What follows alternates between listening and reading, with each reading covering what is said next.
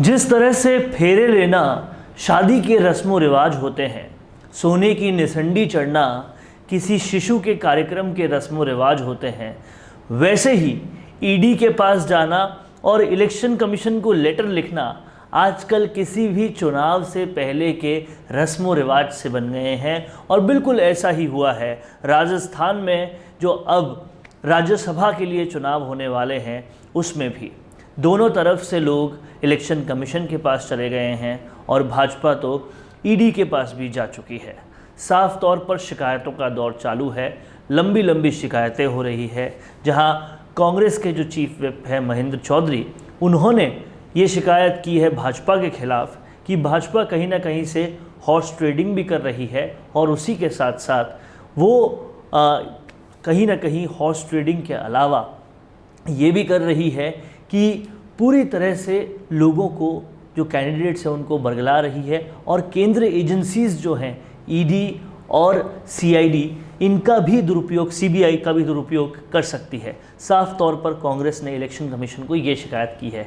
और वहीं बीजेपी की अगर देखें तो बीजेपी ने भी हॉर्स ट्रेडिंग, ब्लैक मनी, इन सब बातों की शिकायत की है। पूरी तरह से आमने सामने का रण हो चुका है।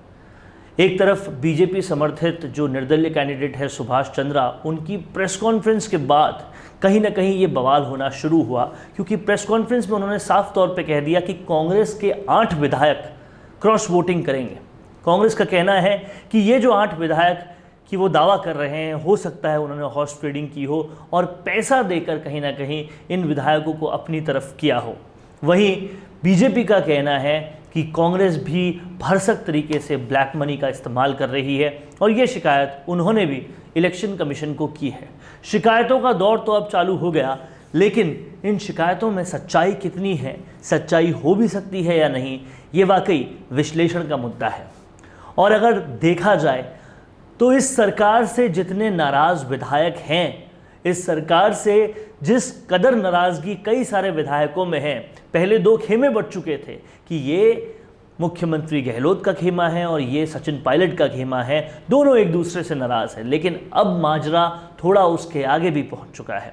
खुद अपने खेमे के लोग भी अपने से नाराज़ नज़र आ रहे हैं और इस नाराज़गी के बावजूद कैसे सब लोग बाड़ाबंदी में पहुंच गए, पहले जो नाराज़ थे वो कैसे राठौड़ साहब के पहुंचने के बाद वापस मान गए, चार्टर अरेंज हो गई, चार्टर में पहुंच गए, बाड़ेबंदी में वेकेशन पार्ट 5 में पहुंच गए, ये वाकई सोचने वाला मुद्दा है। और ये जनता है साहब, उन्हें सब समझ में आता है।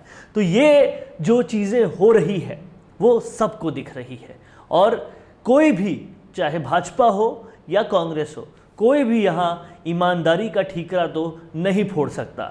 और कहीं ना कहीं जनता भी अब ये अंतर्मन से मान चुकी है कि शायद राजनीति के साथ ईमानदारी एक साथ आ ही नहीं सकती। और इसीलिए यहाँ पर जो हो रहा है वो साफ तौर पर दिख रहा है।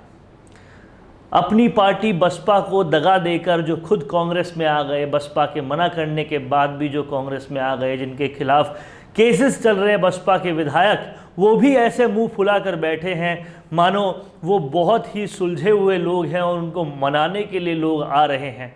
लेकिन कहीं ना कहीं सच्चाई ये है कि दाल तो दोनों तरफ काली है और इन काली दालों के बीच जो पिस रही है वो जनता है। अब देखना ये होगा कि येन केन प्रकरण की थ्योरी पर भले ही ये शिकायतें होती रहे, लेकिन इलेक्शन कौन जीतता है और ये जो इलेक्शन जीतेगा कहीं ना कहीं वो आगे की बयार भी तय करेगा। इसी के साथ एक बड़ी बात ये भी है कि इस इलेक्शन के कुछ दिनों के बाद कांग्रेस के संगठन के इलेक्शंस भी हैं, तो यहाँ पर नंबर बनाने का गेम भी बहुत ज़ोरों पे चल रहा है। मुख्यमंत्री गहलोत को आलाकमान के सामने 1% भी डाउन नहीं होना है और इसीलिए उनका ये कर्तव्य बन रहा है कि वो तीनों लोगों को, तीनों राज्यसभा उम्मीदवारों को कहीं ना कहीं पहुंचाए राज्यसभा में, क्योंकि तीनों ही राजस्थान से तो दूर दूर तक नहीं आते, तीनों ही केंद्र आलाकमान के लोग हैं और तीनों को राज्यसभा में पहुंचाना मतलब आलाकमान को खुश करना। और कांग्रेस में सिर्फ एक ही लक्ष्य रहता है हर कांग्रेसी का कि आलाकमान किसी न किसी तरीके से खुश हो जाए।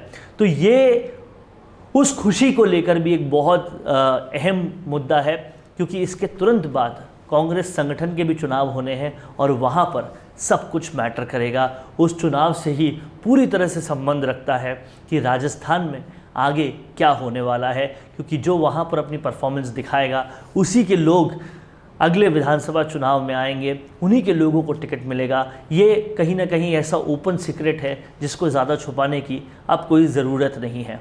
तो देखना ये है कि अब राज्यसभा चुनाव के क्या रिज़ल्ट होते हैं, 10 तारीख को क्या आता है, और अगर वहाँ बगावत खुली तो साफ तौर पर यह मान के चलिए कि आने वाले विधानसभा चुनाव में या उससे पहले बहुत सारी बगावतें इंतज़ार कर रही है।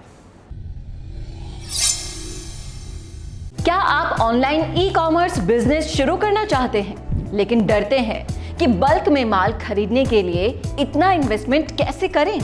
तो अब आपको कंटेनर इंपोर्ट करने की कोई जरूरत नहीं है, ना ही ये टेंशन लेने की जरूरत है कि वेबसाइट कैसे बनेगी, रजिस्ट्रेशंस कैसे होंगे, वगैरह वगैरह। जरूरत है तो सिर्फ एक कंप्यूटर, एक इंटरनेट कनेक्शन और जीएसटी नंबर की। ऐसा कैसे हो सकता है? ये सब होगा। ये सवाल अगर आपके दिमाग में आ रहे हैं तो बिना देर किए तुरंत कॉन्टैक्ट करिए हमारे ई कॉमर्स कंसल्टेंट से।